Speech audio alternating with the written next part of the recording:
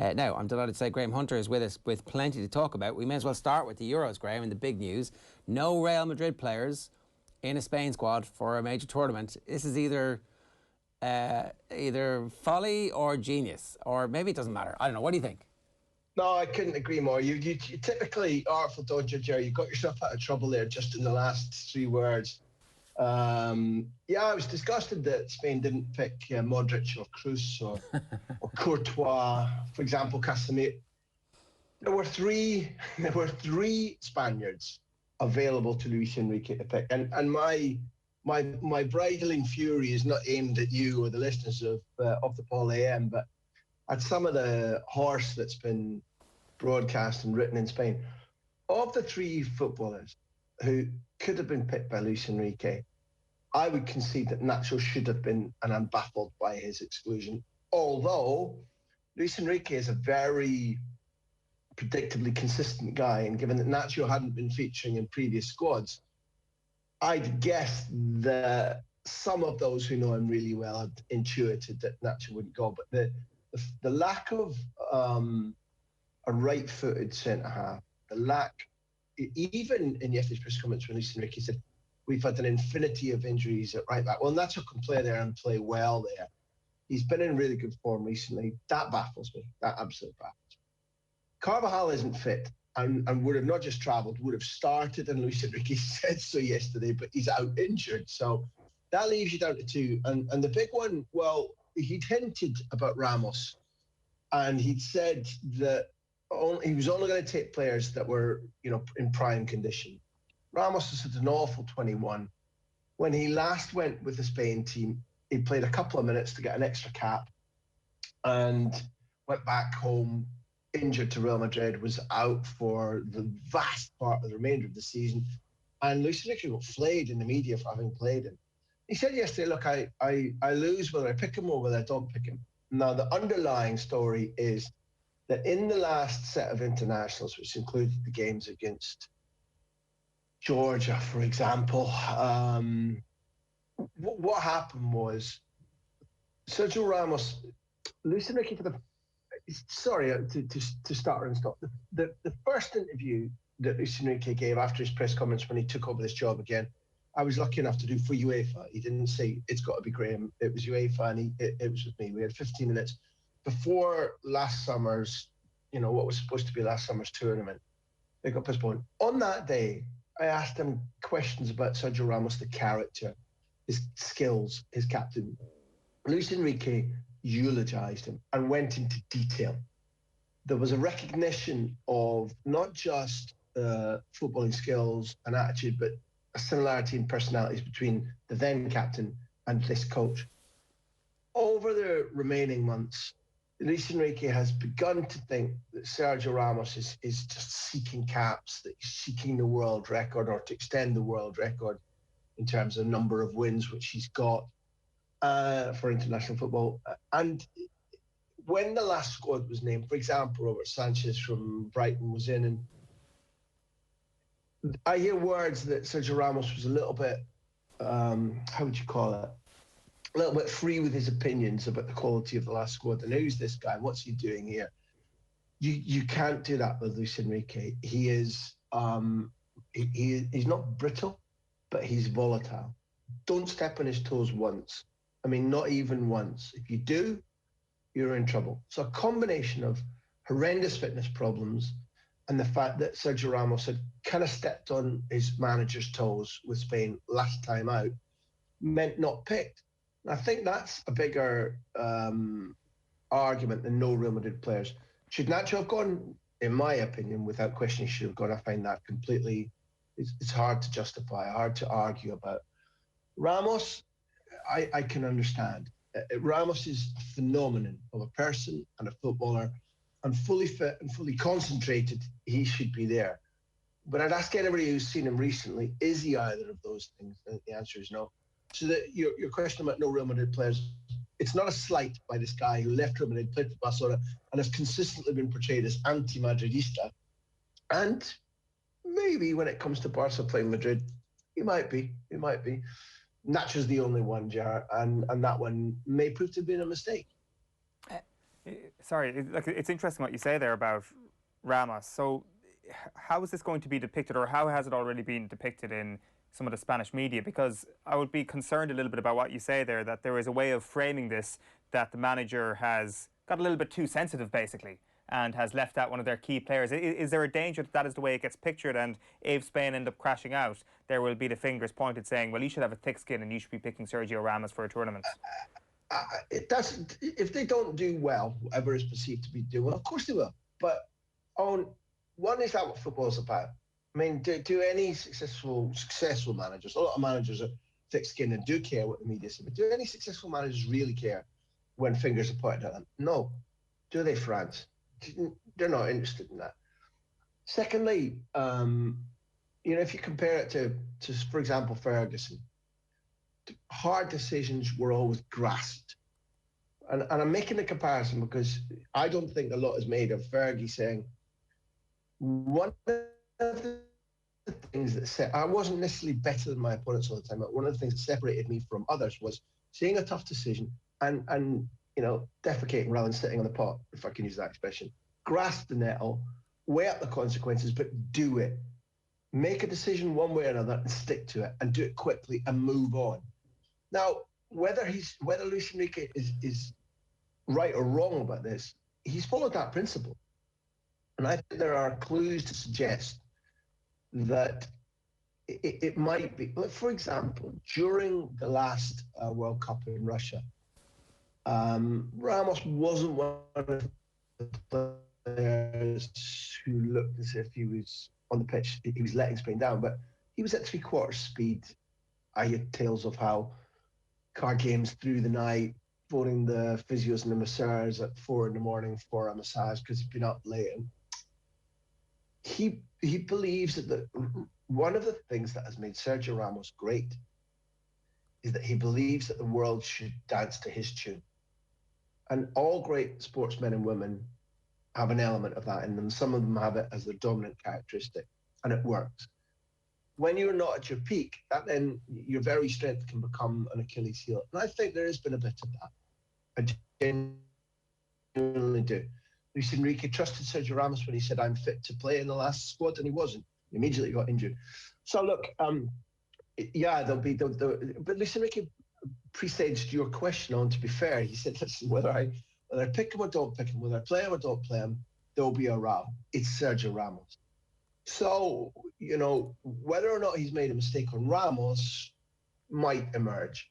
Nacho, I think he's not the headline name, but it's a far better debate. It's a far better question. And it's far more important as to whether, in this instance, as to whether Spain do well in the Euros. We'll have plenty of time to preview the Euros and whether or not Luis Enrique is going to be good and whether or not Spain are going to be good. But I do want to talk about, I think you're in Gdansk. Is that correct? Are you actually at the game? I think I am. I'm in Sopot, where so many Irish danced and jigged and enjoyed themselves, and the team were billeted. So yeah, I'm going to Gdansk later in the day for a little bit of shopping. I'm going to the stadium to do my work, but I'm in Sopot right now. So yeah, Sopot is beautiful. Well intuited. For anybody who is unaware, it's like this kind of lovely seaside town.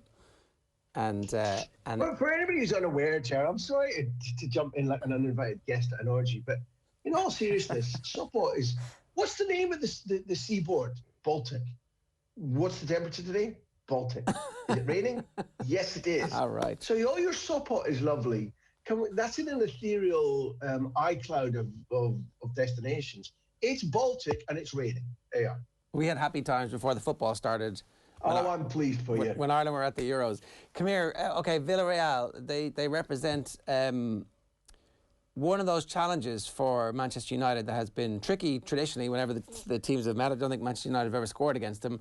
And also this Villarreal team, they're actually quite well set up for this Man United team in many ways, particularly with no Harry Maguire. Yeah, listen, one, it's a natural fact what you've stated, that it's been 0-0 draws every time they met. It won't be this time. And I don't think there's any real relevance of that. If you look at the complete change in coaching and staff, playing staff. So And moreover, again, you're right, Villarreal haven't simply gone through. They're the only unbeaten team in the competition. They arrive at the final having coped really well with a new manager and a slightly upgraded squad.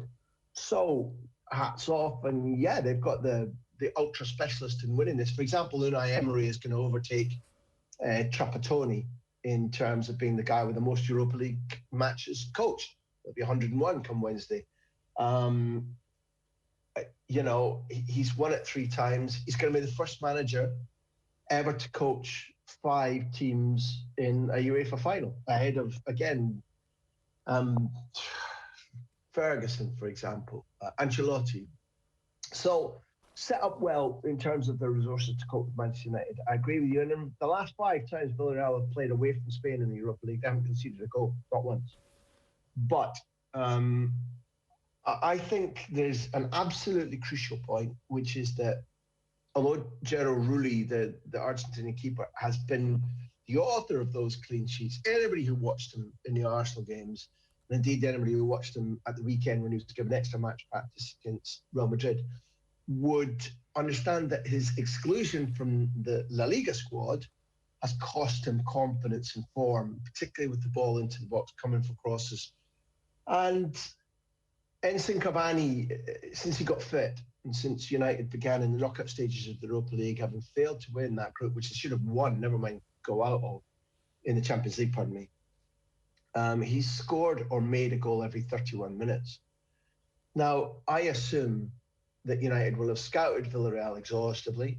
They'll press Rulli when he's on the ball, trying to play out from the back. And I think they'll hang the ball into the box as regularly as they're able to, looking predominantly for Cavani, but of course also for Rashford. And I think Rulli is odds against to cope with it. Now, he's one of those cat-like goalkeepers whereby on his day, you'll see him leaping all over the goal frame and doing acrobatic things, and wow, you're like, very good. But in terms of his reliability and just the basics of goalkeeping, housekeeping, I'm unconvinced, and I think Unai Emery might well, or no, I think he should go for Asenjo and take the type of decision, sorry to quote Ferguson again, that Ferguson did in 1990 in the replay with Crystal Palace after the 3-3 draw, and poor old Jim Leighton was left out.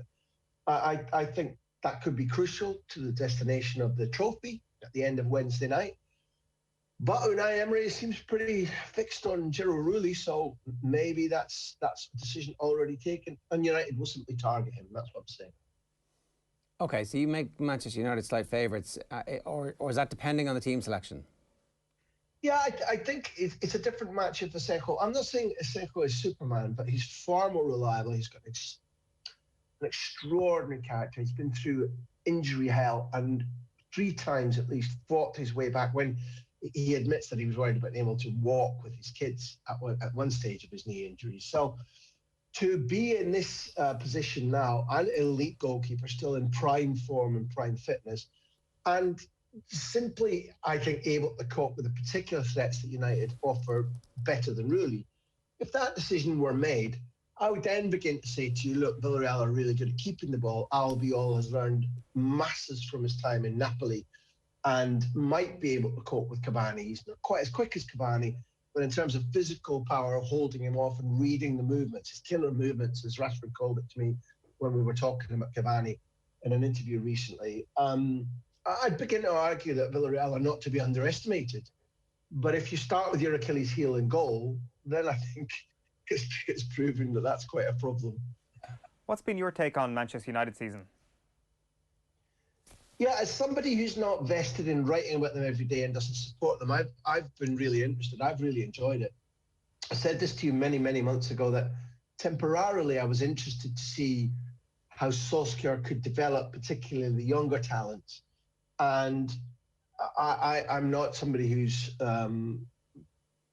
I have thought that Ed Woodward has made it more difficult for United to succeed rather than less difficult.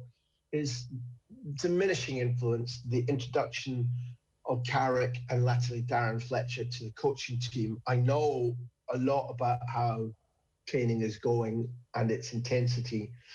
And you look at, I mean, it's a screw up if you don't go through that group. But 2 draws and they win the Champions League group. If you look at their form thereafter in the knockout stages, I think they scored 18 times in knockout stages. It might be that Roma and Milan are slightly diminished from the times that Solskjaer was a player. But if you go to San Sebastian and win, and you knock out Roma, and you go to Milan and you win in the San Siro, particularly given where Milan have finished the season in Serie A, if you begin to accumulate, one of the things that I've been taught in my career by people in football is, it's a scouting analogy, but the elite scouts, the recruitment people I believe in football, often say, look, it's the easiest thing in the world to scout a player and say, what doesn't he do?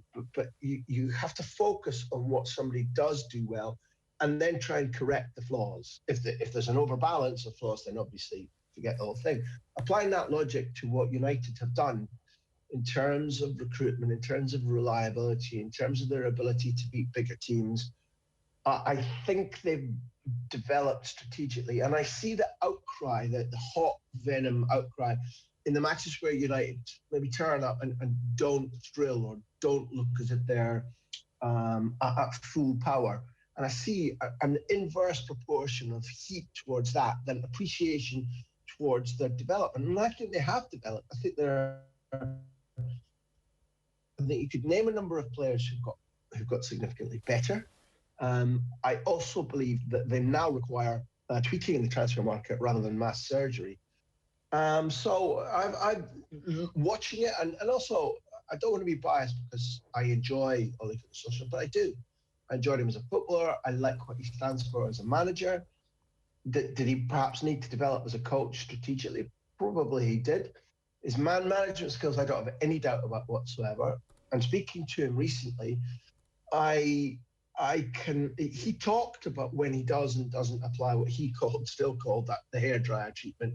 And he talked about the difference between giving somebody a rollicking, but also the time to pick a player, coach them individually, boost them up. I like what he stands for, and I hope he succeeds. And at the moment, I would say it's United, so people won't say win or lose on Wednesday. But I can say win or lose on Wednesday. I think they've had a successful season. But above all, if you look at the change in them, I think they're developing. And I also find them entertaining to watch, which has to be, if you're not a United fan, and you're wondering about, like, do I spend the money to go and watch them? Do I watch them on television if they're playing? My answer right now is yes, and that's not a bad benchmark. No, that's fair enough. We talked a couple of weeks ago about the title race in La Liga and how amazing a title race ultimately it was, as everybody stuttered and slid across the line. And in retrospect, in many years to come, I think when we look back with a little bit of hindsight, we'll probably, I think, give Suarez the credit for this season as much, if not more, than the manager. You talked about the last time you were on about Simeone and how the conservatism had kind of taken hold, particularly over the second half of the season.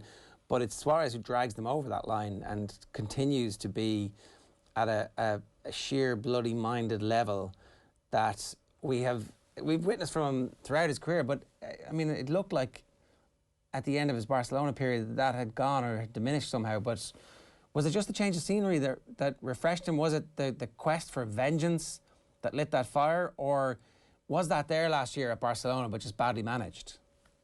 Well, I wish I had the stats. That's why I'm looking off camera a little bit at the moment, because if I'd known that you were going to ask me that, then I'd have said to you, hold on a second, let's see how many he scored last year. I mean, I think he scored over 20 last year in a Barcelona side that was floundering. And therefore, I'm going to look it up as we're speaking, and I'm going to say to you that I think that it was always there. To the extent that, I mean, I don't need to get obsessed by this, but to the extent that at the beginning of the season, Gerard, I was saying there's no way Suarez should be sold. So here we are, last season, Luis Suarez, FC Barcelona, he scored 16 times in La Liga with an injury. 5 more in the Champions League. And so there you have it. So let me cut to the right answer. Not necessarily. It's not that I'm not addressing your question. I know what happened. Josep Maria Bartomeu, the president of Football Club Barcelona, went to a senior player's house last summer, not long after the Bayern Munich defeat, thrashing, not defeat. and said to him, "You don't have to worry about Suarez anymore. I'm getting rid of him. He's not bossing this club anymore. I'm the president, so I can tell you that Suarez." So Bartomeu, unable to, because he wished to, push Messi out, chose Messi's pal. He couldn't get Butch, so he got Sundance instead.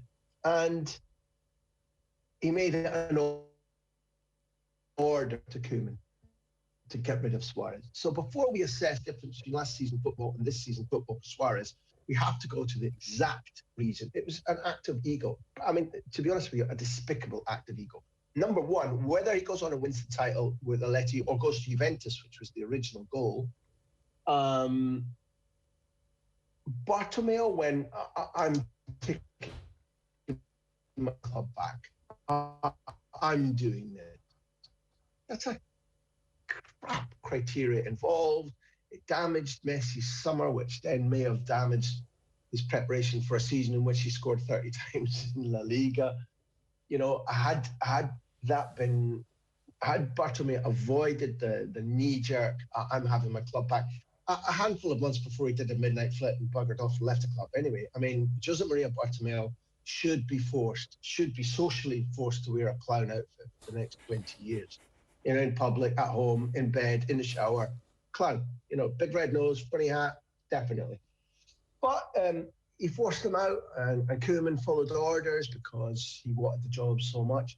When Suarez went away, Atleti was a perfect bed for him to lie in. At the time, I remember we were just doing the big interview Q&A for our socials yesterday, and our editors played me back the tape from last summer when I said he's got a 20 goal season in himself, and he has had. The thing isn't always the goal total, although Suarez is the player in La Liga with the most points won per goal scored, i.e. they were important goals, not decorative. And the last 2 weekends, they were going to lose the title. To the extent that if they'd drawn against Valladolid, and it's Suarez's winning goal, of course, then Real Madrid's win at home to Villarreal would have given Real Madrid the title. So he did win them the title.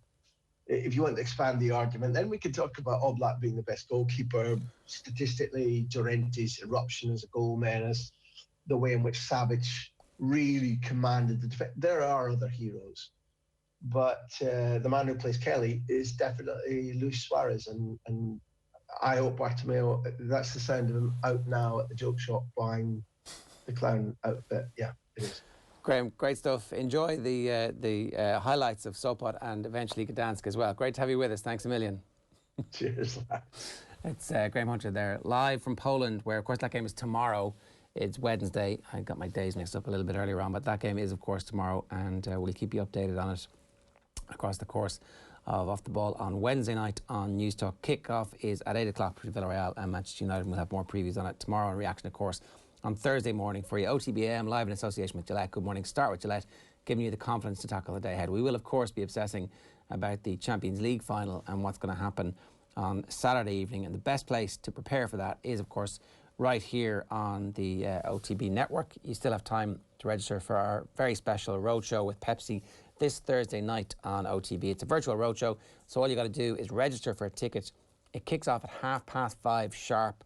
And Manchester United legend Teddy Sheringham is going to talk about that night in Barcelona. Shadrach Phillips, of course, very well placed to talk about both clubs, Manchester City and Chelsea.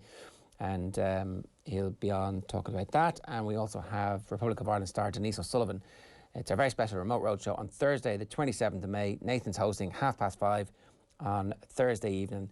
And it will start sharp, so make sure you register for tickets in advance and get online about 20 past. Make sure you're there, because when it kicks off, it will be lit. That's our very special remote roadshow with Pepsi this Thursday night on OTB.